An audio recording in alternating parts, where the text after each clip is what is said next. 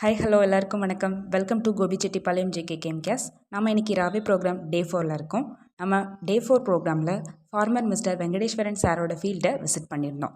அங்கே என்ன லேர்ன் பண்ணிக்கிட்டோம் அப்படிங்கிறத இந்த வீடியோவில் உங்களோட ஷேர் பண்ணிக்கிறோம். அவரோட ஃபீல்டில் என்னென்ன க்ராப் கல்டிவேட் பண்ணியிருக்கிறாரு அப்படிங்கிறதையும் என்னென்ன அலைட் என்டர்பிரைசஸ் யூஸ் பண்ணி போட்டிருக்காரு அப்படிங்கிறத பற்றியும் இந்த வீடியோவில் ப்ரீஃபாகவே பார்க்கலாம்.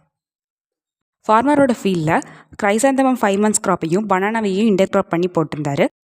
கிரைசந்தமம் எதுக்காக பனானாவோட இன்டர் க்ராப்பிங் பண்ணுறோம் அப்படின்னா, கிரைசந்தமம்லேருந்து ப்ரொடியூஸ் ஆகிற பைரெத்ரின் அப்படிங்கிற ஒரு டாக்ஸின் மெட்டீரியல் மெலோடாகைனே இன்காக்னிட்டா அப்படிங்கிற ரூட் நாட் நெமட்டோட கண்ட்ரோல் பண்ணுறதுக்கு யூஸ் ஆகுது. அது மட்டும் இல்லாமல் கிரைசாந்தமம் ட்ராப் க்ராப் ஆகவும் நேச்சுரல் ரிப்பலண்ட் ஆகவும் வைடாக யூஸ் பண்ணுறோம். பார்டர் க்ராப்பாக சில்லி ப்ளஸ் டொமேட்டோ போட்டிருந்தாரு. அடிஷ்னல் இன்கம் ஜென்ரேட் பண்ணுறதுக்காக இப்படி பண்ணதான் நமக்கு இன்ஃபர்மேஷன் கொடுத்துருந்தாரு. அதில் mulching sheet black sheet use பண்ணியிருந்தாரு. அது 6 feet ஷீட் யூஸ் பண்ணாதான் நமக்கு இன்ஃபர்மேஷன் கொடுத்துருந்தாரு.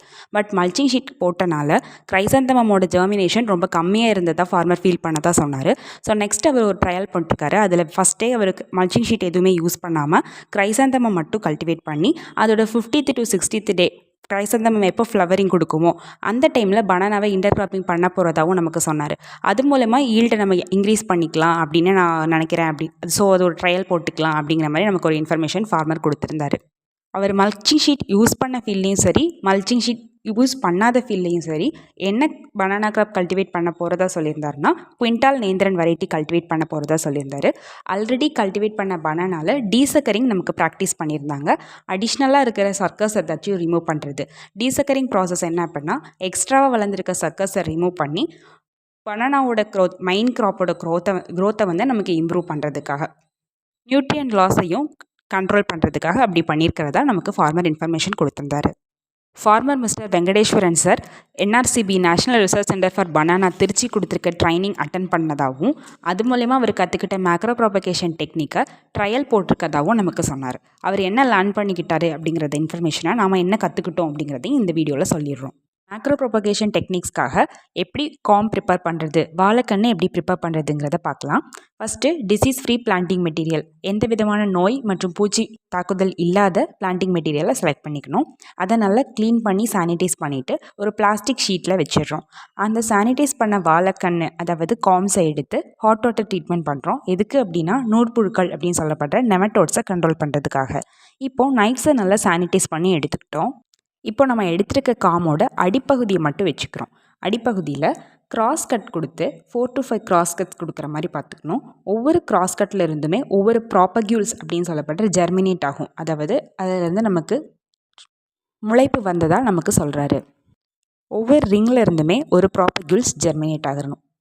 நம்ம விசிட் பண்ண ஃபார்மர் மிஸ்டர் வெங்கடேஸ்வரன் சார் அவரோட மேக்ரோ ப்ராபகேஷன் ட்ரையல் பெட்டை எப்படி ப்ரிப்பேர் பண்ணியிருந்தார் அப்படின்னா, 6x3 ஸ்கொயர் ஃபீட்க்கு எடுத்துக்கிட்டாரு பெட் ப்ரிப்பேர் பண்ணுறதுக்காக. அதில் சாயில், அப்புறம் வெர்மி கம்போஸ்ட், சார்டஸ்ட் அப்படின்னு சொல்லப்படுற மரத்தூள்கள், அப்புறம் சிங்கிள் சூப்பர் பாஸ்பேட், அது போக கொக்கோபீட், அப்புறம் ஃபல்விக் ஆசிட், ஹியூமிக் ஆசிட் இவ்வளோத்தையும் மிக்ஸ் பண்ணி சாயில் பெட்டை ரெடி பண்ணதாக சொல்லியிருக்காரு. அதில் அவர் ட்ரையல் போட்டிருக்காரு அப்படிங்கிற ரீசனுக்காக எல்லா விதமான வெரைட்டிஸையும் ட்ரை பண்ணியிருக்காரு. பூவன், நேந்திரன், செவ்வாழை, ஜீனயன், குவிண்டால் நேந்திரன், தேன் வாழை, இந்த மாதிரி ஒரு சக்கஸ் ட்ரை பண்ணியிருந்தார். 15 சக்கஸ் கிட்ட ட்ரையல் போட்டுக்கிறதா நமக்கு சொல்லியிருக்காரு. இது வரைக்கும் வந்ததில் அவருக்கு குவிண்டால் நேந்திரன் மேக்ரோ ப்ராபகேஷன் டெக்னிக்கில் அதிகமான சக்கஸை ப்ரொடக்ஷன் பண்ணியிருக்காரு. இந்த பெட்டுக்கு இரிகேஷன் எப்படி பண்ணணும் அப்படின்னா, 4 to 5 days ஒன்ஸ் வாட்டரை ஸ்ப்ரிங்கிள் பண்ணால் போதும். தண்ணி தெளித்து விட்டால் போதும். தண்ணி ரொம்ப காயாமல் பார்த்துக்கணும்.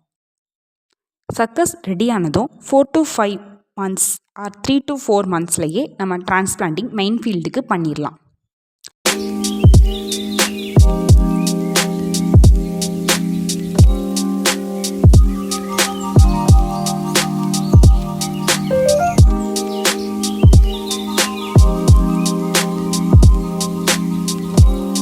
What's the difference between micropropagation and macropropagation?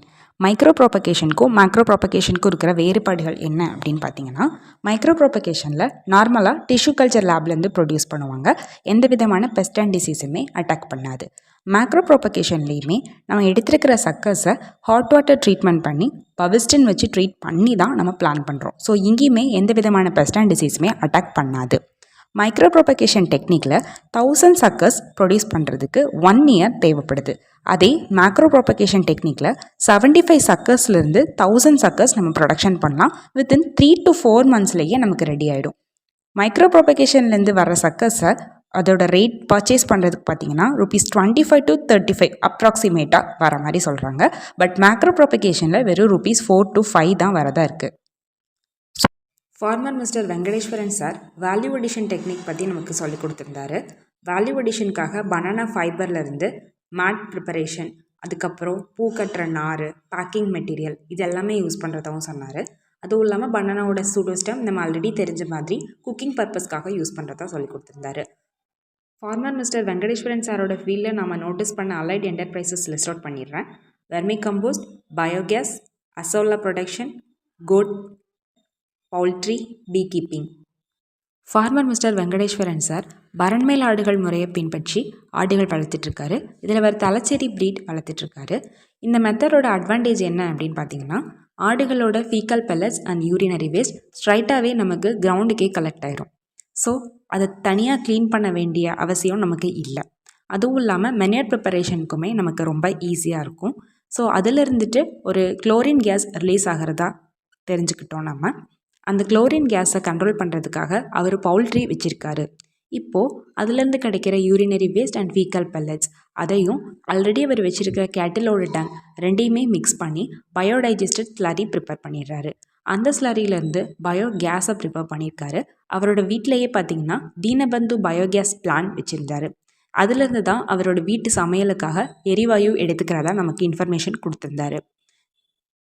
அதே பயோடைஜஸ்டர் ஸ்லரியை யூஸ் பண்ணி வெர்மி கம்போஸ்டிங்கும் பண்ணியிருக்காரு. அந்த வெர்மி கம்போஸ்டில் நாம் பெரானிக்ஸ் எக்ஸ்கவேட்டஸ் அப்படின்னு சொல்லப்படுற composting earthworms or Indian blues notice பண்ணோம். இந்த கம்போஸ்டிங் எர்த்வார்ம்ஸோட ப்ளஸ் பாயிண்ட் என்ன அப்படின்னா, வார்ம் கேஸ்டிங்ஸ் ரொம்பவே ஃபைனாக இருக்கும். இவங்க எல்லா 98% ஆன மெட்டீரியல்ஸ் வேஸ்ட் மெட்டீரியல்ஸை கன்சியூம் பண்ணிடுவாங்க.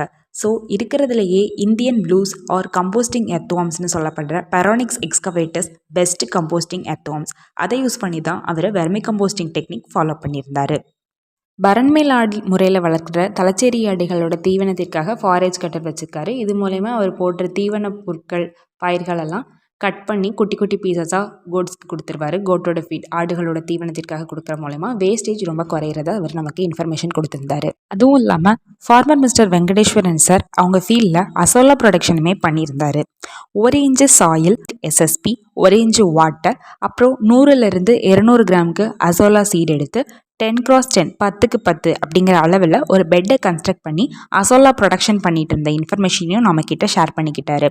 அசோலா ரொம்ப ப்ரோட்டீன் ரிச்சாக இருக்கனால அவர் கோட் ஃபீடாக கொடுத்துட்ருக்கிற விஷயத்தையும் நம்மக்கிட்ட இன்ஃபர்மேஷனாக ஷேர் பண்ணிக்கிட்டாரு. அதுக்கப்புறம் ஃபார்மர் மிஸ்டர் வெங்கடேஸ்வரன் சார் பீ கீப்பிங்கும் பண்ணுறதா நம்மக்கிட்ட இன்ஃபர்மேஷன் கொடுத்துருந்தாரு. பீ கீப்பிங் ஒரு ஸ்மால் ஸ்கேல் லெவலில் பண்ணிகிட்ருக்காரு. எந்த விதமான ஆர்டிஃபிஷியல் ஃபீடையுமே அவரோட பீஸ்க்கு அவர் கொடுக்கறதில்ல, சுகர் சிரப் கொடுக்கறதில்ல அப்படிங்கிற விஷயத்தையும் நம்மக்கிட்ட சொன்னார். நேச்சுரல் ஃபீட் மட்டும் தான் எடுத்துக்கிறதாகவும், யூஸ் பண்ணுற பீஸ் எல்லாமே Indian bees Apis indica use பண்ணுறதாகவும் நம்மக்கிட்ட இன்ஃபர்மேஷன் ஷேர் பண்ணிக்கிட்டாரு.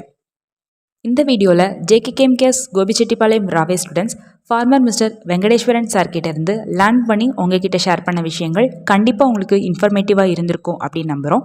மேலும் இது போன்ற அக்ரி ரிலேட்டட் வீடியோஸ்க்கு கோபிச்செட்டிப்பாளையம் ஜேகேகேஎம்கேஎஸ் யூடியூப் சேனலை சப்ஸ்கிரைப் பண்ணுங்கள். தேங்க்யூ.